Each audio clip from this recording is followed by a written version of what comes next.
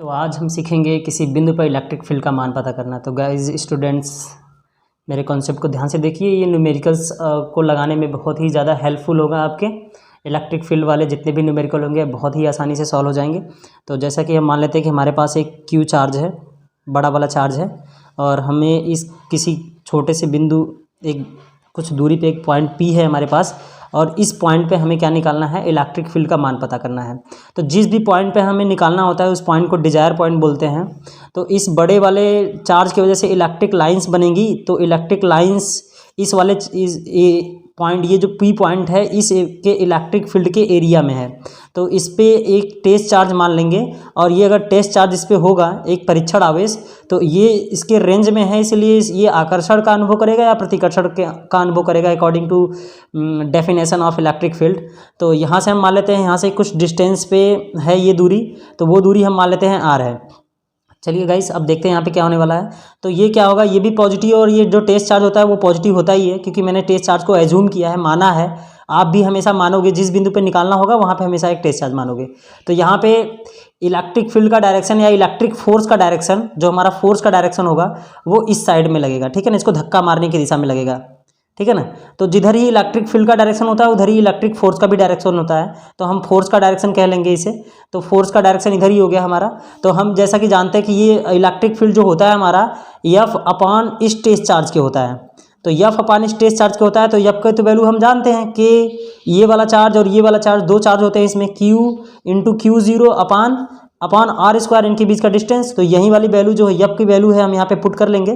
तो हमारे पास हो जाएगा K Q into Q naught upon R square, और यही बटे में आपका टेस्ट चार्ज है ना, टेस्ट चार्ज। तो टेस्ट चार्ज कैंसिल आउट हो जाएगा, और हमारे पास यहाँ जो ई नेट आएगा, बोले तो जो इलेक्ट्रिक फील्ड का वैल्यू आएगी वो कितनी आएगी, के क्यू बटे आर स्क्वायर। तो हमेशा आप जिस किसी भी पॉइंट पे हमें इलेक्ट्रिक फील्ड का मान पता करना होगा, वहाँ हमेशा इलेक्ट्रिक फील्ड का जो मान होगा के क्यू बटे आर स्क्वायर होगा।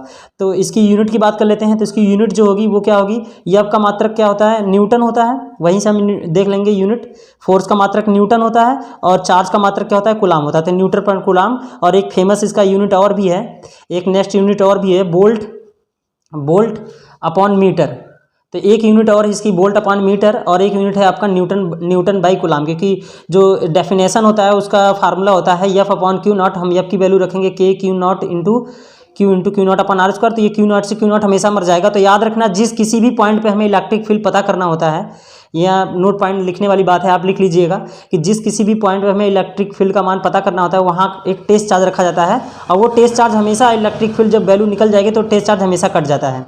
टेस्ट चार्ज हमेशा नहीं लिया जाएगा, सिर्फ वो वाला चार्ज लिया जाएगा जिसके कारण इस पर धक्का लगाया जा रहा है, ठीक है गाइस। तो आप अच्छी तरह से समझ पा रहे होंगे। इसी पे हम एक क्वेश्चन देख सकते हैं, न्यूमेरिकल देख सकते हैं, कि जैसे मान लेते हैं कि हमारे पास एक इस पी पॉइंट है हमारे पास, और पी पॉइंट से कुछ दूरी पे यहाँ मान लेते हैं कि इनके बीच की दूरी जो है वो ए है। यहाँ पे 2 माइक्रोकूलाम का चार्ज रख देते हैं, यहाँ पे 4 माइक्रोकूलाम का आवेश रख देते हैं। तो क्या होने वाला है, इस पी पॉइंट पे हमें निकालना है। तो इस पी पॉइंट हमारा डिजायर पॉइंट होगा, और यहाँ पे एक टेस्ट चार्ज मान लेंगे। तो इस टेस्ट चार्ज को ये 2 माइक्रोकूलाम वाला क्या मारेगा, धक्का मारेगा इधर की तरफ E1, और ये वाला 4 माइक्रोकूलाम वाला इस वाले को धक्का मारेगा इस तरफ E2 से।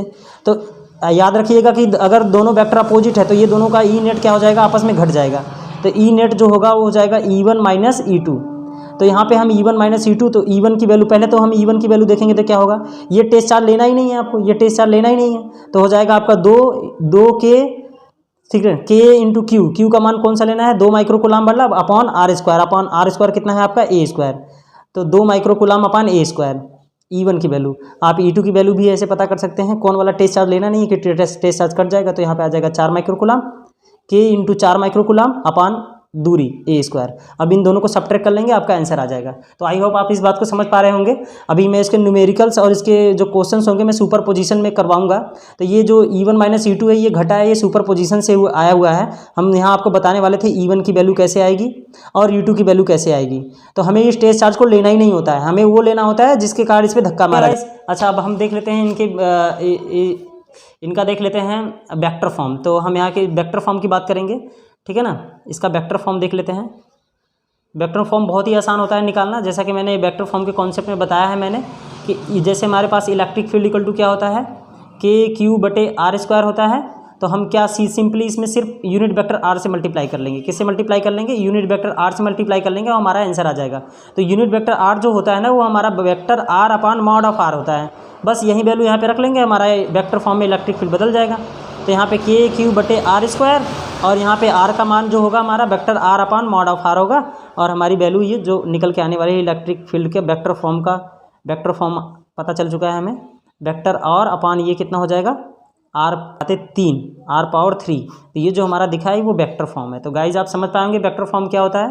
तो वेक्टर फॉर्म का मतलब होता है यूनिट वेक्टर आर से आप मल्टीप्लाई कर दो और यूनिट वेक्टर आर की आप वैल्यू रख दो बस, और रख के मल्टीप्लाई कर दो, तो ये जो वैल्यू आएगी वो हमारे वेक्टर फॉर्म की वैल्यू होगी। बस सिंपली आप शॉर्ट ट्रिक में आप जान लीजिए कि वेक्टर फॉर्म क्या होता है। सिंपली 1 नंबर में आएगा आपके बोर्ड एग्जाम में और आप आराम से कर पाएंगे।